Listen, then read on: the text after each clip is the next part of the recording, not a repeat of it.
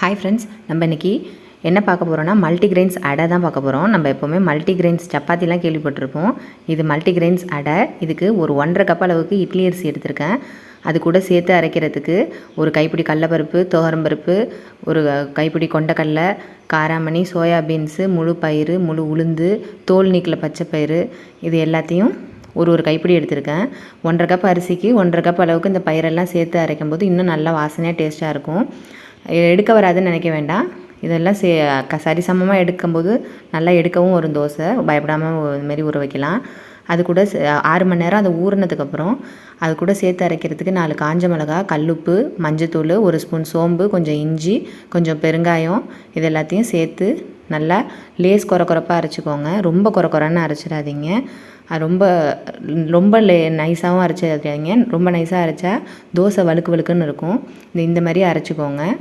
இது கூட சேர்த்துக்கிறதுக்காக சின்ன வெங்காயம், பூண்டு, கொஞ்சம் கருவேப்பிலை எல்லாத்தையும் நைஸாக பொடியாக அரிஞ்சு வச்சுருக்கேன். அது கூட சேர்த்து நல்லா கலந்து விட்டுக்குங்க. தண்ணி தேவைப்பட்டுச்சுன்னா கொஞ்சம் தண்ணியும் கலந்துக்கோங்க. கொஞ்சம் தோசை மாவு பதத்தில் இருக்கும்போது தான் நல்லாயிருக்கும். தோசை நல்லா அடை ஊற்றுறதுக்கு நல்லாயிருக்கும். இதுமாதிரி நல்லா கலந்து விட்டுடுங்க. நல்லா தோசைக்கல் சூடானதுக்கப்புறம் அதில் ஊற்றுனீங்கன்னா நைஸாக ஊற்றுங்க. ரொம்ப மொத்தமாக ஊற்றுனீங்கன்னா அழுத்தமாக இருக்கும், அடை டேஸ்ட்டாக இருக்காது. அதனால் கொஞ்சம் நைஸாகவே ஊற்றுங்க. ஊற்றிட்டு அதில் நல்லா கொஞ்சம் தாராளமாக எண்ணெய் விடுங்க. அப்போ தான் அது எடுக்கவும் ஈஸியாக இருக்கும், நல்லா டேஸ்ட்டாகவும் இருக்கும்.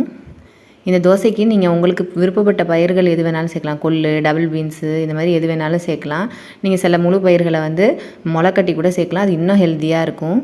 குழந்தைங்க இந்த மாதிரி இதில் அரைச்சி கொடுக்கும்போது அதை விருப்பமாக சாப்பிடுவாங்க. அது உங்களுக்கு என்ன கலந்துருக்கோன்னே தெரியாது, நல்லா வாசனையாக இருக்கும். இப்போ ஒரு பக்கம் வெந்ததுக்கப்புறம் இன்னொரு பக்கம் இப்படி திருப்பி போட்டுக்கோங்க. 2 பக்கமும் நல்லா வெந்ததுக்கப்புறம் எடுத்துட வேண்டியதுதான்.